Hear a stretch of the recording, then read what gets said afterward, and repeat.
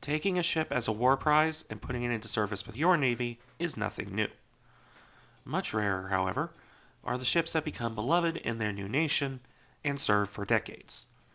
This is especially true in the 20th century, when few ships became war prizes and even fewer would see long service. An exception to this rule is the story of the USCGC Eagle.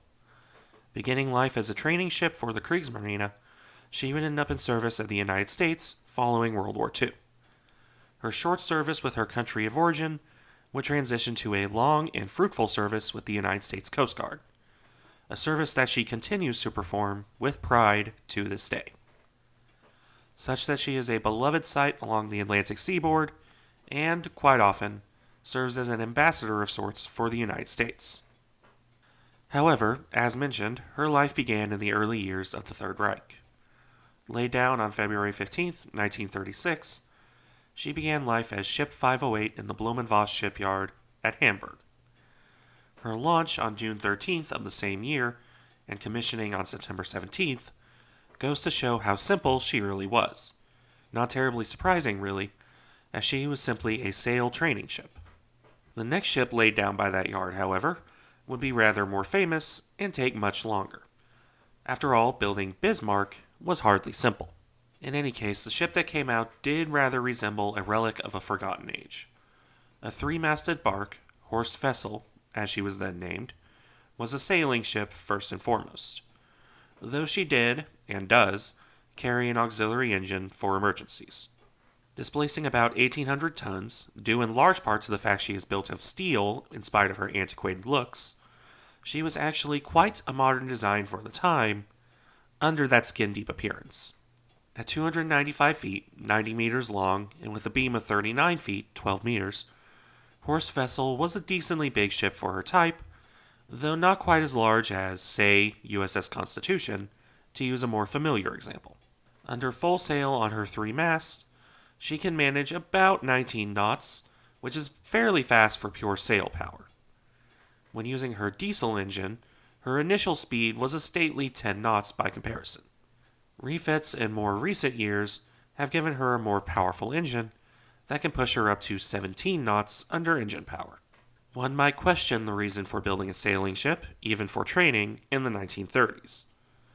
The simple answer is that learning how to sail the old-fashioned way is still very good for training purposes. Sure, most of the cadets probably won't end up needing to know how to handle a sail or anything like that. But it is a good team-building exercise, and one to taught cadets how to work together aboard ship, learning how to sail even if they can't use modern engines and techniques. This is the kind of thing that can't be replicated in a room ashore, or even aboard a more modern ship. Dependent on the fickle whims of Mother Nature, the cadets have to learn how to handle their ship, make snap decisions, and face challenges they may never see again. All of these are valuable skills and experiences, and why she was built for Germany, and continues to serve alongside other such vessels and other navies. As for that service in Germany, well, that began fairly quickly after her launch. As the largest of her type, larger even than her elder sister, Horst Wessel would serve as the flagship of the German sail training fleet. Homeported in Kiel, Wessel would continue to serve well, embarking on many training cruises in the North Atlantic. Many cadets would go on to serve on more famous ships, such as Bismarck or Prince Eugen, would have sailed on this fine-looking bark to learn their trade. In 1938, she would even take a 4-month voyage in the sunny Caribbean, going as far afield as Venezuela. Evidently, in this voyage, the crew kept ducks aboard for fresh eggs, which is an interesting choice of bird for that task. It should be noted, however, this voyage would be one of her last in peacetime, at least under the German flag. When war broke out in 1939, Wessel was decommissioned and initially served as a dockside training ship instead. This would only last until 1942, at which point she returned to proper service. Still not a warship by any stretch of the imagination, she would spend 1942 through 45 continuing her training cruises. Only now, at war and not at peace, she was fitted with a variety of 20mm cannon for defense from aircraft. Lucky for her that she was hardly an inviting target, it was never subjected to real air attack, because that would not have ended well for her. As it was, her only real bit of excitement came when one of the other training ships hit a mine on November 14th, 1944, and Vessel had to take her in tow to keep her from running aground until a better equipped ship could take over the role. Come April 1945, though, she would surrender to the British. After one last training cruise, which is really a sign of how delusional German command was by that point, she would take a load of refugees to Flensburg. It was there that she would surrender to the British and replace her German flag with the Union Jack. Short as her stint with that particular flag would end up being. Tied up at the end of the war proper, she would be one of several German ships divvied up by the victorious Allied powers, including the other sailing ships.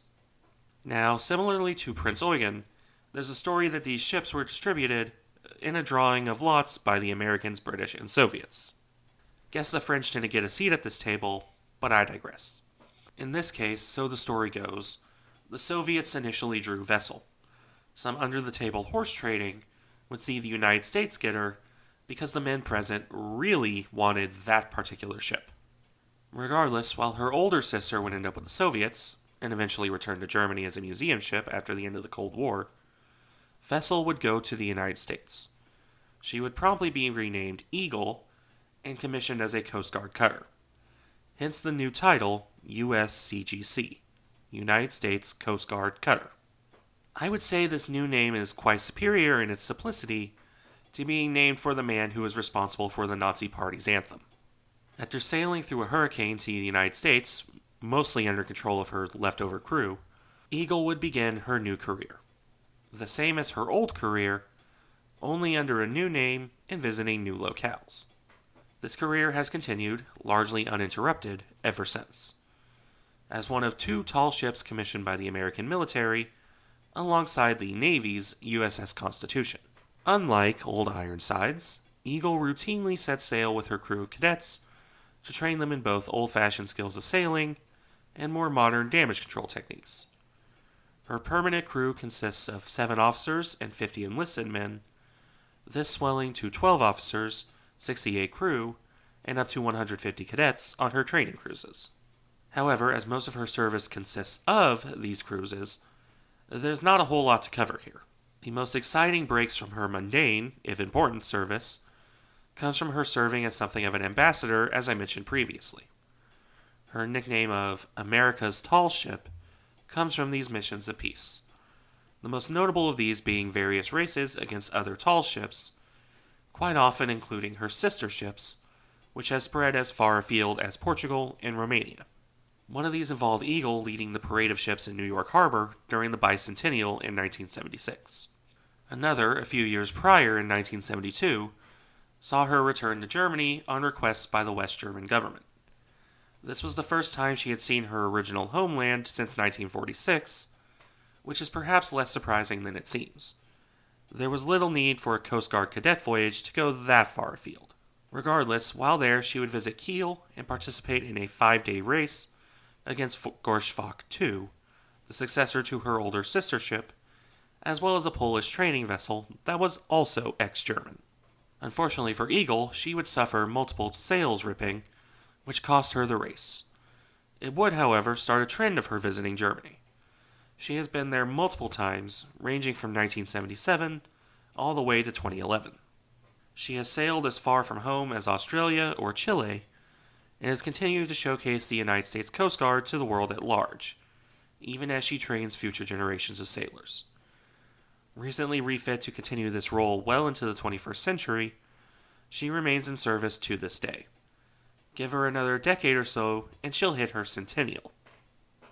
I'm sure that will be a sight for America's tall ship, now so very far removed from her origins in the Kriegsmarine. Thank you for watching. Remember to like, comment, and subscribe if you enjoy the content, and I'll see you in the next one.